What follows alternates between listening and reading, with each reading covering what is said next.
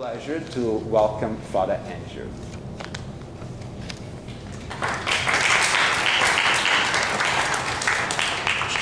Thank you.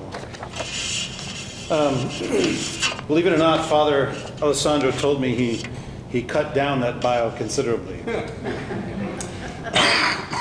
Short-winded is not one of the things I'm known for being. But I wanted to actually add a couple of details to the bio that at least I'm thinking about today. Among other things, if you know me long enough, eventually you will hear me tell you that I have lived in 23 homes. And those 23 homes are spread across 15 towns, 6 states, and 1 unincorporated territory of the United States.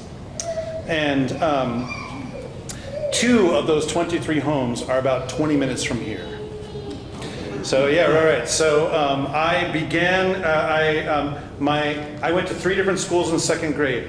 The second one was East Carlisle Elementary in Grafton, which anyone are familiar with that school? I looked it up, and actually it turns out that it was apparently closed and abandoned in 2005. And so just sort of killing my childhood left and right across the country. And then I finished 2nd grade, and I went to 3rd and 4th grade at McKinley Elementary in Elyria. I am an Ohioan, among other things. Ohio is one of the 6 states I've lived in. But I was just commenting to someone, I think it's been over 30 years since I was in Cleveland, and not, forgive me, just sort of driving through, you know, on my way somewhere else. So it's good to be back. I don't have any more family living in the Cleveland area, so that's probably why I haven't been back. But I had a thought today that if I hadn't been so exhausted, because I had to get up at 4 this morning to travel here, if I hadn't been so exhausted, I was going to ask Father Alessandro to take me to my old neighborhood and let me look around in Elyria, you know, because I remember those 3 years actually pretty clearly. And in fact, it was there that my family was preparing to go on the mission field, because we left from there to go to Guam in 1985. So it was kind of a major turning point in the life of me and my family. So I think there's a good details to bring out, because this particular talk is really about family in a lot of ways. So if you come to tonight and to the 2 tomorrow, you'll probably notice that these 3 talks are not directly related to each other. They kind of generally fall under the umbrella of this question of engagement, right? Whether it's within our families, within ministries within our parish, and also the outside world, the non-Orthodox and anyone else. So that's kind of the general theme, is this question of engagement. But each one of these 3 talks they don't depend on each other. So if you can only come to 1 or 2 or whatever it might be, that's okay. But of course, I encourage you to come to all 3. So I know that I have to really make it or break it tonight. And if you like this, then you'll come tomorrow morning. But if not, stay home. It's fine. It's fine. This talk is called "We're All Absalom: Emerging into Adulthood Alongside Our Parents." My father once told me what he needs in relation to his children is to know that he's not alone. He told me that after I told him I was preparing for this talk. I said that I really had no training or expertise in the relationship between young adults and their parents, a relationship that all of us go through at some point or another, whether we're on one side or the other of it. So all I knew was how to relate from my own experiences. I was, in effect, asking his blessing to talk about our family, and he gave it.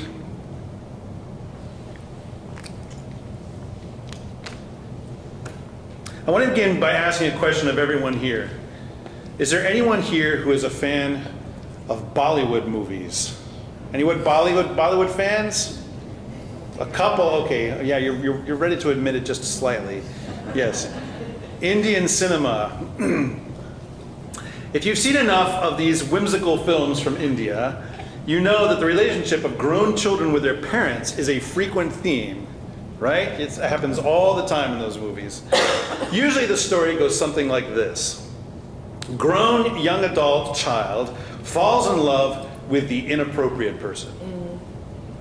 The parents tell them that this is a very bad idea. The mother sings plaintive songs, wishing the child would just change their mind, and sits at home worrying a lot. The father gets enormous, googly, angry eyes that you might imagine are going to explode out of his head and thus kill the erring child before something terrible happens. But then at some point, the wandering young adult finds that he or she sees something in the person that the parents arranged for the marriage and gets together with that person instead. Big wedding, lots more dancing, life becomes awesome, parents are vindicated. Moral of the story, do what mom and dad say, and your life will rock. Now let's contrast that with how that story might go if it were an American film. Parents want grown child to get together with the person they approve of. Grown child sees that person as lame and instead runs off with the person that they fall in love with. They get married, which makes mom and dad pretty angry. Dad just can't understand what happened. Mom cries a lot, but silently begins wishing the dad would just chill out. The newlyweds eventually come back home, and mom and dad see in their child's love interest something that they never saw before, and finally accept them because it's love, you know? And love conquers all. Big catharsis, maybe some ballroom dancing, soundtrack by Sting, or some breathy singer-songwriter. Life becomes awesome. Young adult is vindicated. Moral of the story, follow your heart because it totally knows what it's doing, and your life will rock. Emerging fully into adulting, a great word that was invented just a number of years ago, it can often seem like we're caught between competing sets of dogma that dictate what our relationships to our parents ought to look like. On the one hand, we have the old-fashioned father knows best sort of worldview typified by Bollywood, where fathers and mothers are really almost never wrong. But of course, that way of thinking isn't too far removed from us Americans either. Fathers Knows Best was a real TV show in the late 40s and early 50s. But just try to imagine someone making a show here in 2018 that unironically used the same title. Fathers definitely do not know best here in 2018. These days, even if you're not Generation X like me, we're mostly haunted by the ghost of Madonna's Papa Don't Preach and Cyndi Lauper's Girls Just Want to Have Fun. Obeying your parents is seen these days as an affront to authentic personhood. Now that said, this talk is actually not going to be 45 minutes of me wagging my finger and telling you that your parents really knew best all along and you best get to obeying them. Moral of the story, do what mom and dad say and your life will rock. No, because life is really a lot more complicated than that. And really, that would be kind of lame and annoying. So what I propose to do today is to sketch out some basic ideas from my own experiences of being a young adult, having parents, and eventually becoming the parent of some young adults, and figuring out what that means that I'm still someone's kid, but not really their kid anymore. You can apply this to yourself no matter what age you are. We're all still engaged with our parents, even if they're dead. And thus it occurred to me to think about a biblical figure who exemplified what it means to be a young adult in relationship with his parents. I tried to imagine someone whom we could look to if we wanted to understand what it means to emerge into adulthood alongside our parents. And so, of course, the first person I thought of was Absalom. Anyone not know who that is? Good. That's good. Those of you who know who that is are silently chuckling to yourselves. The rest of you will find out in just a moment why that is the case. Probably the one link that most of us who are Orthodox Christians have to the story of Absalom is from the 3rd Psalm. Now, if you attend Matins at an Orthodox church, you will hear it read near the beginning of the service. It begins like this. O Lord, why are they multiplied that afflict me? Many rise up against me. Many say unto my soul, there is no salvation for him and his God. But thou, O Lord, art my helper, my glory, and the lifter up of my head. I cried unto the Lord with my voice, and he heard me out of his holy mountain. I laid me down and slept. I woke, for the Lord will help me. I will not be afraid of 10,000s of people that set themselves against me round about. Arise, O Lord, save me, O my God, for thou hast smitten all without cause of mine enemies. The teeth of sinners hast thou broken. Salvation is of the Lord, and thy blessing is upon thy people. In both the Eastern and Western liturgical traditions, this psalm finds its way into the beginnings of the daily office of prayer. In the Byzantine liturgical tradition that most of us are probably familiar with, it is the first of the 6 psalms at Matins. And the Benedictine rule has it as the first psalm of vigils. It is a psalm that speaks of David's struggles in the midst of his enemies and his crying out to God in expectation that God will hear his voice. He will not fear because salvation comes from the Lord.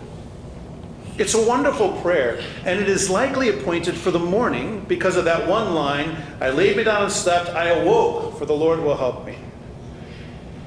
But what thoughts are on David's mind as he is going to sleep? And what is it that haunts him when he wakes? The clue is in that part of the psalm that we never read, which comes before the first verse. You might think of it as verse 0. That bit in italics. Ever look at that? This is what it says. A psalm of David when he fled from the face of Absalom his son in the wilderness. A father running away from his own son and praying to God for protection amidst his enemies. Many say unto my soul, there is no salvation for him and his God. There's got to be some story there. The story of Absalom is found primarily in 2 Samuel, also known as 2 Kingdoms, chapters 13 through 19. Absalom was the son of the great prophet king of Israel, David, by Maacah, who was one of his wives, and the daughter of a neighboring king named Talmai, who ruled over Geshur, a place which is now the southern Golan Heights. With Maacah, David fathered both Absalom and a daughter named Tamar. Everyone loved Absalom. He was the most highly praised man in Israel and also ridiculously good looking. This is what it says in Scripture, not in those words. And apparently he had fantastic hair. Not kidding. Which grew so fast that he cut it all off every year because it got very heavy. I look at the top of my head and I think, man, he had to cut it all off every year because it got so heavy. The point at which Absalom really gets noticed in the biblical narrative is when his older half-brother, Amnon notices Absalom's sister Tamar. Tamar was apparently super hot. And Amnon became so lovesick with his half-sister that he actually becomes ill. Now this might seem weird to us now for several reasons, but it at least partly explains why lovesickness was regarded in the ancient world as a real disease that you got a doctor to help you with. Amnon did not call for a doctor, however, but rather had a chat with his clever cousin Jonadab, who is one of his best friends. Jonadab helps Amnon cook up a scheme to get Tamar alone with him. Remember, Tamar is his half-sister. To get Tamar alone with him, pretending that he was sick and needed some care from her. So when she came to bring him food in his bedroom, he tried to seduce her, but she refused. She suggested that their father David might let them be married, but he grabbed hold of her and he raped her. Having gotten what he wanted, Amnon now suddenly found Tamar repulsive and threw her out. Tamar went away, weeping bitterly, and tearing that special robe that the virginal daughters of the king wore. They had a special robe. David, their father, heard about all of this and was unhappy, but he didn't do anything about it. because of how much he loved Amnon, who was his firstborn son, and therefore his heir. Absalom, meanwhile, was really, really mad. He was so angry that he couldn't speak.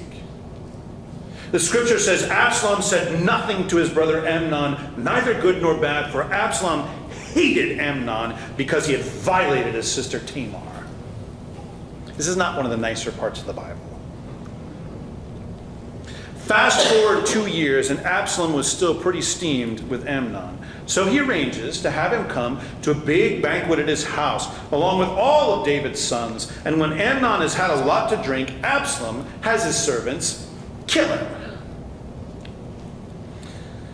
As the rest of David's sons hightail it out of Absalom's house, the rumor gets back to David that Absalom had killed them all. This is, of course, not true, and it's Jonadab, that cousin who had helped Amnon rape Tamar 2 years before. He's the one who informs David that it's only his firstborn son Amnon who had been killed, and moreover, he said that it was because of the rape of Tamar that it happened.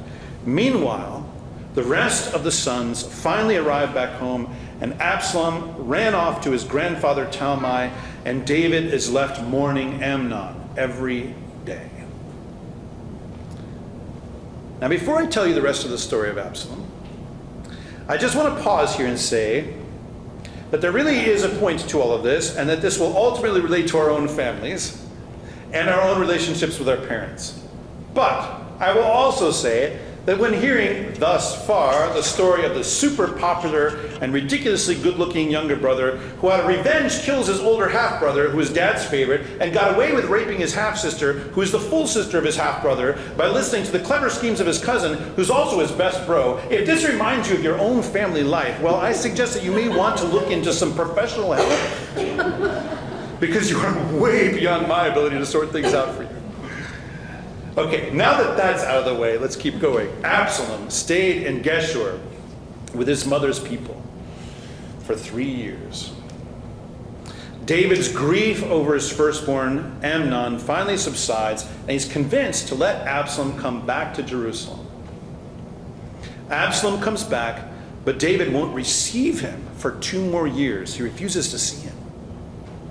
Absalom tries to get Joab, who is the man who convinced David to let Absalom come back, to talk to David and let him see his father. Joab refuses, so Absalom has his servants set Joab's fields on fire. Joab finally relents and gets Absalom in the door. Absalom falls on his face before David, and they are reconciled. End of story? Not. End of story. Back in his father's good graces, Absalom starts gathering chariots and horses and men to himself. And he stands at the gate of Jerusalem and meets people coming in, and he ingratiates himself with them to boost his popularity. And he eventually goes to Hebron and starts gathering an army around himself, which included even some of David's closest advisors. Seeing that Absalom was so popular, and that he now had an army at his disposal, David flees Jerusalem, saying to his servants, "Arise and let us flee. There is no refuge for us before Absalom. Make haste to depart, so he does not drive us out and bring disaster upon us and strike the city with the edge of the sword." So David runs. And this is the point where he composes Psalm 3. Now listen to the beginning of that psalm in light of all of the story that you now know. O Lord, why are they multiplied that afflict me? Many rise up against me. Many say unto my soul, there is no salvation for him in his God. This is the voice of a father who has run away from his own son, whom he wronged by not bringing him justice for his sister Tamar. The son has now set himself against his own father. David flees his own royal city, running from his son Absalom. This psalm isn't from when David was hiding from Saul, much earlier in his life, or from during one of his military campaigns. It's from running from his own son. He cries out to God, being sinned against, but also having sinned, and is afraid of his son. And what is more, not long after, David meets a man who was of the house of Saul, the king whom David supplanted. This man was named Shimei, the son of Gera. Shimei comes out of his house and begins to curse David, calling him a bloodthirsty and unlawful man, and declaring that it was the Lord himself who lifted up Absalom against David his father. So that's not a good sign. Absalom eventually enters Jerusalem and takes it, being declared king even by one of David's close companions, a man named Hushai the Archite, who saw the way the wind was blowing and declared Absalom to be God's chosen king over Israel. Absalom is heartened by this, and eventually his army meets David's in the battle of Ephraim Wood. In the midst of the battle, David's army is victorious, killing 20,000 Israelites who pledged their loyalty to Absalom. Absalom flees, but as he is riding his mule, he is undone by his fantastic long hair. His hair got caught in the branches of an oak tree, and the mule ran off, leaving him hanging, as it says in the scripture, between heaven and earth. David had commanded that his soldiers not kill Absalom, but when Joab, whose field Absalom had burned, came upon him hanging from the tree, he took 3 spears and he rammed them through Absalom's heart. And the men with Joab also struck Absalom, and he was dead.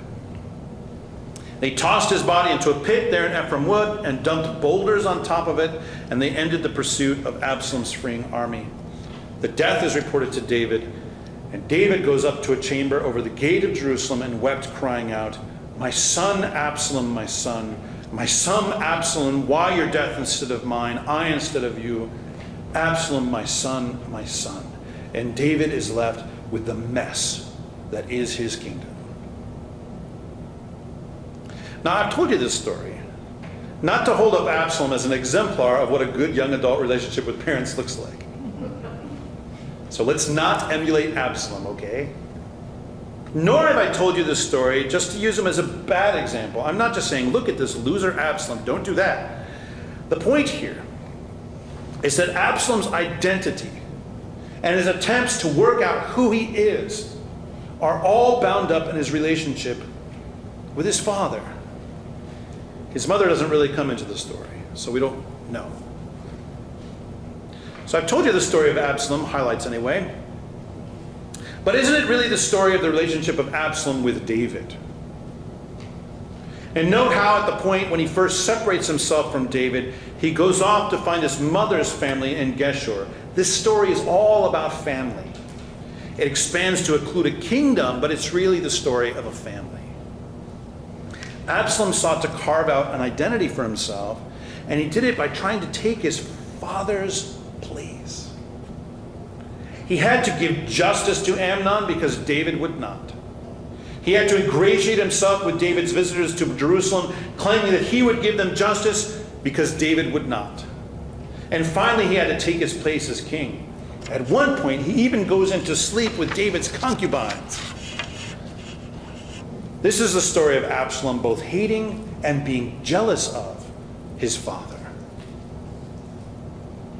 One of the key elements of emerging into adulthood is this question of how we relate to our fathers.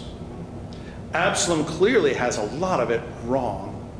He both hates and loves his father, and he thus both hates and loves himself. What's going on here is that Absalom is attempting to interpret his own life in the light of who his father is. So that is actually normal. I believe a major piece of what it means to emerge into and continue in adulthood in our current age is learning to interpret our lives. And there is probably no set of lenses more powerful and influential than what we receive from our parents. Now, I'll acknowledge now that not everyone here was probably given both lenses and a clear set of life interpreting spectacles. Some of us may be the children of single parents. Some of us may be the children of divorce. Some of us may have been orphaned by one or both parents. Some of us may have more than 2 people who could be seen in some sense as parents. Absalom certainly was in a complicated situation. How many wives did David have anyway? How many half-brothers and half-sisters did Absalom have? That said, we all have people who raise us in some way. So we have to ask ourselves what their lives mean to us and for us, and how our lives mean things in the light of what theirs mean. So I can't interpret your life for you, but I am working on interpreting my own, and perhaps some of my experiences might be helpful to you in some way. So that's what I'm going to talk about next. And since we just spent a few minutes talking about Absalom and his father, I'm now going to talk for a few minutes about myself and my father. My dad's name is Bill, and he's just 23 years older than I am. I think about myself at 23, and the idea of having at that point not one but two children sounds kind of wacky. My older brother, Matt, had already come along a year and a half before. I wasn't really father material at 23. Maybe my dad didn't think of himself that way either. I don't know. Of course, it was much more common back when I was born to be having kids at that age. And when my big brother was born, my dad was just a few months over 21. So for him, adulthood and parenthood have pretty much always gone together. Not so for me. My first child was born when I was 31. Now we've got 4 now, and I still wonder if I'm father material. I know from the Bible and from theological training in seminary what a good father is supposed to be, but maybe my sense that I don't know whether I'm a good father or not comes from the fact that my own father grew up without his dad around a lot. His father, my grandfather, was frequently away in the military. And my own childhood started out that way, with my dad in the Navy, and sometimes gone on cruises for months at a time. There's a story told in my family that after one cruise he got back and I didn't recognize him. Mommy, who's that? There was no Skyping with sailors and soldiers in those days, just letters that took weeks to get there. I think he decided to get out of the Navy not longer after that. After the Navy, my parents became evangelical Protestant radio missionaries, which, as I mentioned, we did right near here. That change happened right here.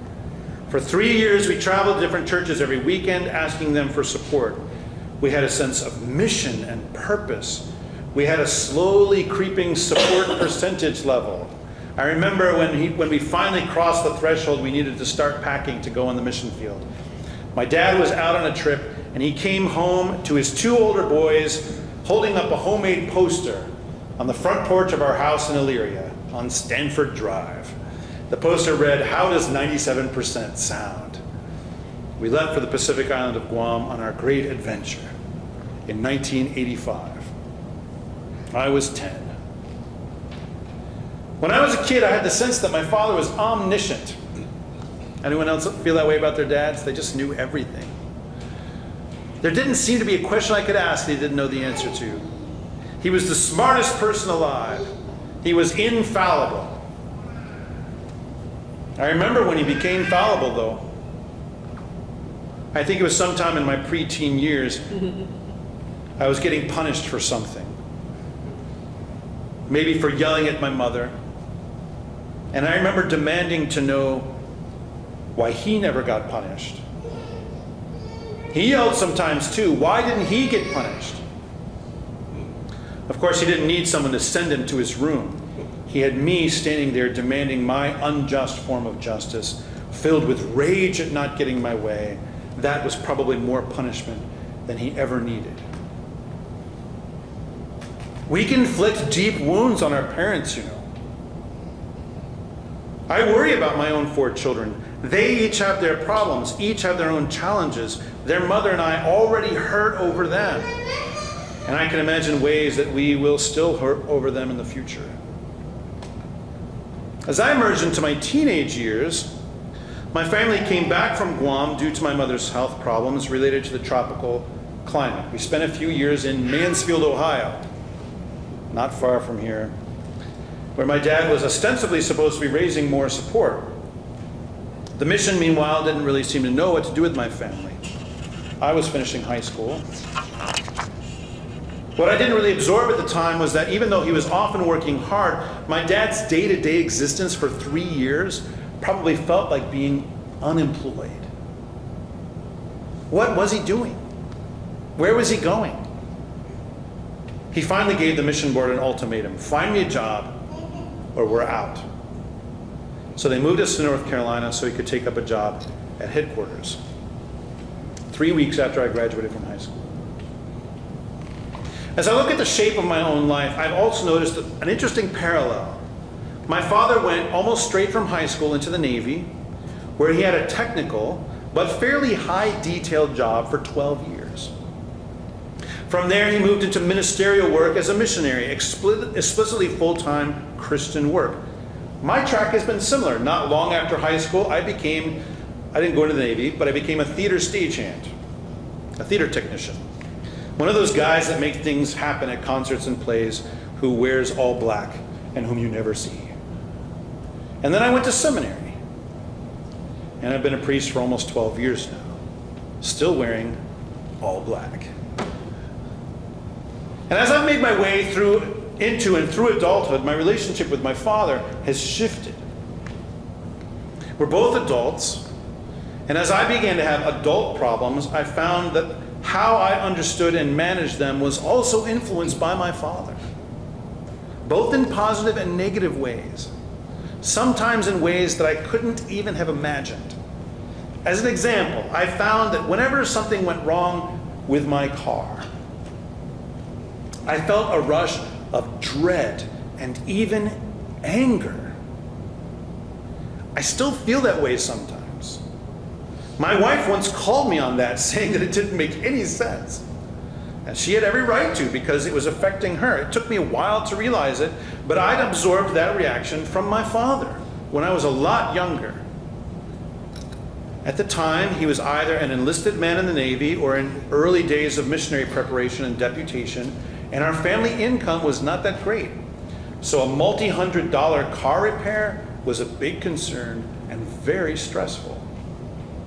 Yet even though I was in a much better financial position to handle my car repairs, I still felt the stress as though I wasn't.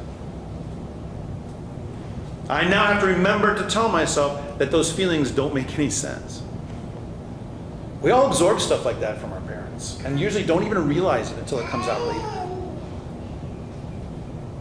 But the process of interpretation isn't just about making observations from childhood and carrying them forward into adulthood. I'll give you another example. As a husband and as a priest, I've spent a lot of time trying to understand marriage and how it works. Okay? And I'll confess that I've failed sometimes. And a few years ago, in one of my moments of trying to understand marriage better, I called my dad on the phone. I told him that I remembered from when I was a kid that he and my mom had had problems. I didn't know what the problems were really even about at the time. I just remembered that things weren't always happy around the house. But then I remembered that things got better. And my impression on my parents for a long time after that and ever since was that they had become traveling companions. Not the same, not even with all the same goals, but walking together and doing so pretty amicably. So I asked him how they worked through whatever it was. And my dad began opening up to me something that I'd never asked him about before: his marriage. He told me the story. And at the end, I remember him emotionally saying to me, "Thank you, son." And that kind of surprised me that he would thank me. And while he didn't give me any advice that I can remember, nor did I walk away with some specific lesson being learned, I felt that I understood better and that I might even be able to do better. Just the experience of hearing how my dad had worked through the most critical earthly relationship a human being can have was itself healing for me. That was an experience of growth. I'll say one more thing about my father. One of the most identity-building experiences of my move into adulthood was understanding that in some ways, I was going to exceed my father. And in other ways, I would never exceed him. I don't know if it's a peculiarly male thing to have a sense of competition with one's own father, even a very subtle one like I experienced, but we definitely see that in the story of Absalom. I never wanted to overthrow my father's kingdom, of course. We never had a kingdom. Nor did I have a sense that I needed to be better than him, but it was a distinct paradigm shift when I discovered that there were things that I knew better and was better at. And there was also something about coming to the realization that he had areas of skill and expertise that I just never would. And it seems to me that that is also part of growing into manhood while interpreting life by my father. My relationship with my mother was profoundly different. I say was because a little over 4 years ago, I was in Colorado to visit my mother for the last time before she passed away from sudden brain cancer just 3 weeks later. And today actually is the 4th anniversary of that, of her passing today. So I'll get to that more in a bit, but that's why I said was. Her name was Sandy, and my mother was always there. I think there's something about motherhood that anchors a child in this earth. While Dad provides more having to do with how we understand and respond to the world, Mom keeps us in the world and keeps us in the knowledge that we are real. I remember my mother being there in those long months when my father was away, eventually during those times taking care of 3 children by herself once my little sister came along 5 years after me. She came from long-suffering stock that often accepted difficulty rather than fight against it. That trait I found in myself too, although it can be a double-edged sword. The good edge is when it means enduring problems that cannot be addressed by me. The bad edge is when it means enduring problems that could be addressed by me. My wife will sometimes say to me, "Why don't you do something about that?" It's a good question. The trick is to realize when that basic feeling is appropriately followed and when it has to be set aside. I found that the difference usually lies in knowing whether I am really the one responsible. My mother was always far more the spiritual person in the family, in the sense of being dedicated to daily prayer, Bible reading, to trusting that God will see things through even when life is hard, to seeking out how God shows himself in both little and big moments. I have to admit that I don't feel like I measure up to all of that. I struggle to find daily time for private prayer, but I still remember seeing my mother sitting in her chair, well-worn Bible, open.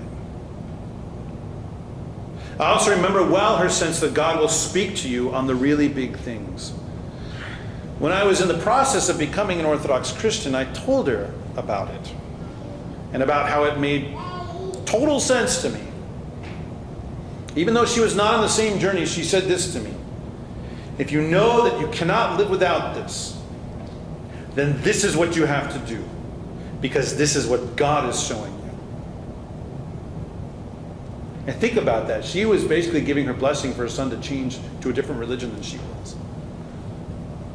Now, I wouldn't universalize that advice, but it makes sense in certain situations. And I saw how she lived that way too, because she knew God from long experience of being with him. When my mother was 14 years old, while at a summer church camp, somewhere here in Ohio, if I remember correctly, she decided that she would someday be a missionary, that her life would be dedicated to bringing the gospel of Jesus Christ to others. And when she met my father, she told him that he would have to be on board with that at some point. It took about 10 years after they got married, but it happened. I have to imagine my father at the time was just like, "Oh, okay, all right, okay." But she knew what she was doing. That sense of mission and even almost destiny has both haunted and inspired me. On the one hand, I have a sense that I'm supposed to be doing something, that I'm meant to do something. But on the other hand, I sometimes wonder if I miss what God wants me to be doing, if I have some big blind spot because I'm not working on what he wants me to do. It is not surprising then that among my mother's last words to me were, God has something for you to do, but you have to listen to him. On Pentecost of 2014, my parish was celebrating the feast with a parish picnic at a park in Emmaus, Pennsylvania. My phone rang. It was my father calling me. But he was calling me from South Africa, where he and my mother were visiting on business as well as doing some sightseeing. Mom started having severe headaches and she was in the hospital. Something was found in her brain and it was removed. It was believed to be an infectious mass. Everything looked like it might eventually be okay for a while. But towards the end of that July, after she and my father had returned to the US, it was discovered that she had a class 4 glioblastoma, which is a fast-growing, deadly brain cancer. The family began making plans to visit her in Colorado, where my parents lived. My wife and I stuffed the 3 children that we had at the time in the back of my Prius and drove the 1,700 miles to Colorado Springs in 3 days. When we arrived, I went to see my mother in the hospice unit where she was. Within a day or two, she asked all of our immediate family to come see her together, my father, my brother, my sister, and me. In succession, each of us spoke with her, and she said this to me. This is her exact words. The love of God is immeasurable. I have been so blessed in my life. God has something for you to do, but you have to listen to him. And she prayed for me, holding my head in her hands. And she did this with each of us. The next morning, I visited her alone. While visiting, I remembered all the times when I was a teenager or in my early 20s when I had argued with her and my father. I remembered the pain in her eyes when she said to me the one time, "Just because you can talk faster doesn't make you right."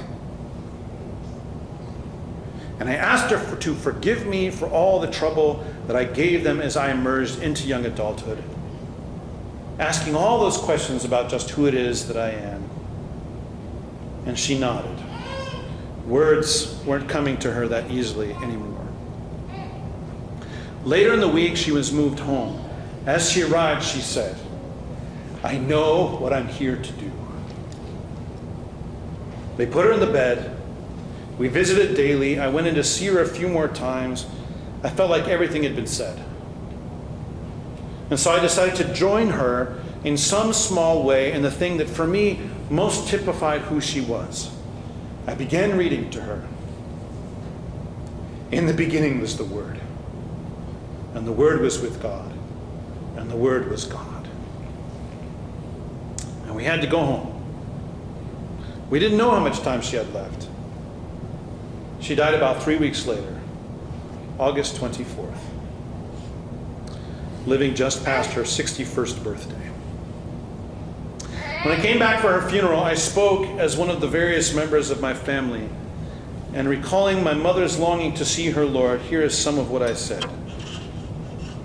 This is what life and death are really about, a longing to see the Son of God. It is what gave my mother joy and peace as she began her own passage from this life. One might say that she stared death in its face, but really she had no time for that. She was looking into the face of Christ. We long to see her now, to wish that all this hadn't ever happened, but no matter what happens, we shall all someday die as well, should the Lord tarry a few more years. But the direction we all must aim for is this same one. That direction is the great and holy hope of Christians, the hope of the resurrection of all. For just as Christ rose from the dead, we too shall all likewise be raised. And rising our song shall be, O death, where is your sting? O hell, where is your victory? Christ has risen and you are overthrown. Christ has risen and the demons are fallen. Christ has risen and the angels rejoice. Christ has risen and life reigns. Christ has risen and not one dead remains in the grave. For Christ, being risen from the dead, has become the first fruits of those who have fallen asleep. To him be glory and dominion unto ages of ages. Amen. Being Orthodox Christians, you probably remember that. You probably recognize that last bit. Her funeral was in an evangelical church. They had never heard anything like that. The day that we buried her was my birthday. I had family come up to me and say they were sorry that it had to be that day. There was, of course, no party, no cake, no presents that year. But I was not sorry. I saw the anniversary of the day that my mother was in labor with me and brought me into the world as now about her own birth into the life of the world to come. So I learned that not only could I interpret my life in the light of hers, but I also could interpret her life according to my own experiences. So that's a major part of what adulthood means. It is about learning to interpret our lives, and learning to interpret the lives of our parents, and trying to make some sense of them. What do they mean? What do they mean for me? In a sense, we really are all Absalom. When I say that we're all Absalom, I don't mean that we've all risen up in rebellion against our fathers, nor even our parents generally. But there is a struggle to become adults, to continue to be adults. That means finding out what our parents' lives mean and what our own lives mean in the light of theirs. And this is a project I think we should all undertake, and probably are all engaged in already, even if we don't know it. And if we don't think that's a good idea, we can't really escape our parents. How many times do we hear people say in horror, I'm becoming my father, or I'm turning into my mother? We all become our fathers and mothers. But we also become something else too. And these processes begin in childhood and continue throughout our lives. They even continue if we have no ongoing relationship with our parents in adulthood, or even if that relationship is bad. It's probably clear from what I said that I was raised by parents who really cared about me and sacrificed themselves for me. My parents were also Christian on purpose and by determination, and they conveyed that identity to me and my siblings. And my adulthood has largely been characterized by a good relationship with them. I'm sure that that is not so for some of you, however. Some of you may have had a bad relationship with one or both of your parents. Some of you I'm sure some of you have lost your parents. Some of you may not want to see your mom or dad ever again. Some of you may recoil in horror at the idea that you were like them. But let me urge you to take on this project of interpretation, nonetheless. It may be very hard. It will probably hurt. It hurts for me to try to understand my parents because I find my own flaws in the process. And I am disillusioned that what I learned wasn't perfect in them. But I also find strength in knowing that they could overcome weaknesses that are also my weaknesses. And I find strength in learning to be compassionate toward them when I see their sins. Resolving our relationships with our parents not only has the potential for bringing us closer to them, forming and strengthening family bonds, increasing our love for Jesus Christ and participation in church life, but it also means healing for ourselves.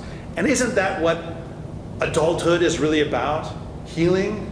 In some sense, isn't adulthood healing from all the junk that we have from our childhood? And maybe that if our parents are really bad or abusive people, we have to, in some sense, rise up and slay them like Absalom tried to do. Although, of course, please, not in a literal sense.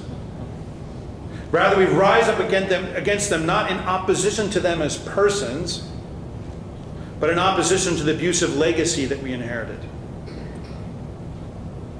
We have to usurp those thrones in our hearts and place something else on them. We have to learn to critique our parents, not so we can criticize them to their faces, but so that we can heal the dysfunction that we've absorbed. And then we forgive them. When we look at the story of Absalom within the matrix of his dysfunctional family relationships, we just see the story of a young man who tries to understand and become his father, but fails. We also see a family that has some real problems. And we also see David, a murderer and an adulterer, a failed father, a traitorous friend, and yet, he is a man after God's own heart because of his repentance. I've talked this evening about finding our authentic, true selves in terms of parents, in terms of interpreting our lives according to theirs, of interpreting their lives according to our own. And it may be that this seems like some kind of vast psychological project that is problematic in Christian terms. Is finding your authentic, true self really a Christian project? Shouldn't we be more humble than that? Isn't it not about us at all? That is all true, of course, in a sense. But this project isn't about becoming narcissists or being self-absorbed. It's about the self-knowledge that leads to humility. Because we discover who we truly are. And we discover who we truly are because we begin to get outside of ourselves and ask where we fit into a larger picture. And it is in that very process of seeing ourselves as part of a larger picture that we can begin, or perhaps better continue, the real project of what it means to be Christians. And what is that project? It is to long for the Son of God, the image of the Father, the one who sends us the Spirit. We find our authentic true selves only in Jesus Christ. And it is in Christ that we discover that he is truly all and in all. That's from Colossians 3:11. We believe as Orthodox Christians that each human person is made according to the image of God. And Jesus Christ is that image. So when we try to learn who the parents are who raised us, we are in fact learning Christ. And when we seek to resolve those relationships, we are in fact working on our relationship with Christ. So let us find our parents, find out who they are. If possible, ask them, learn from them, and in that, grow in Jesus Christ.